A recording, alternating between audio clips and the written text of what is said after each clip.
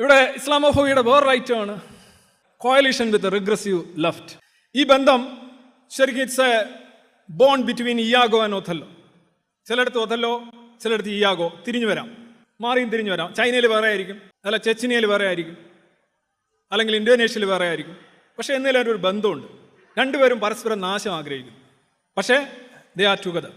U can compare the relation with Othello and Iago relationship. Iago ഒഥല്ലോയ്ക്ക് എപ്പോഴും ഇങ്ങനെ provoke ചെയ്ത് കൊടുക്കും, ഇൻസിനുവേറ്റ് ചെയ്ത് കൊടുക്കും, കുത്തിത്തിരിപ്പ് കൊടുക്കും. കുത്തിത്തിരിപ്പ് എന്തിനാ? ഒഥല്ലോ അങ്ങ് കയറിപ്പോകുന്ന കാണാനാണോ? അല്ല, ഒഥല്ലോയുടെ നാശമാണ് ഇയാഗോയുടെ മനസ്സിൽ. പക്ഷെ ഇയാഗോയ്ക്ക് അങ്ങനെ കുഴപ്പമൊന്നുമില്ല. പക്ഷെ കുറച്ചുകൂടെ നല്ലൊരു ഇത് നോക്കുകയാണെന്നുണ്ടെങ്കിൽ നമ്മുടെ ഹിന്ദു മിത്തോളജിയിൽ മന്ദരയും കൗസല്യാണോ കൈകേയിയാണോ? Kaikeyi, correct. You are supporting me, thank you. ആ ബന്ധത്തുമായിട്ട് നമുക്ക് ഇതെടുക്കാം. They normally they are doing scandal mongering and fear മോങ്കറിങ്.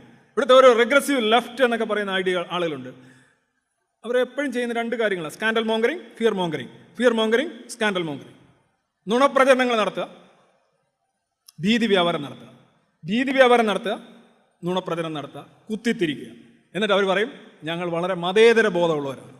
ഇതിനെയാണ് ഇവിടെ മതേതര ബോധം എന്ന് വിളിക്കുന്നത്. ഓരോ വിഷയം വരുമ്പോൾ അങ്ങ് അതിനൊരു ഗൂഢാലോചന സിദ്ധാന്തങ്ങളുമായിട്ട് അങ്ങ് പരന്നൊഴുകുകയാണ്. In favour of political Islam.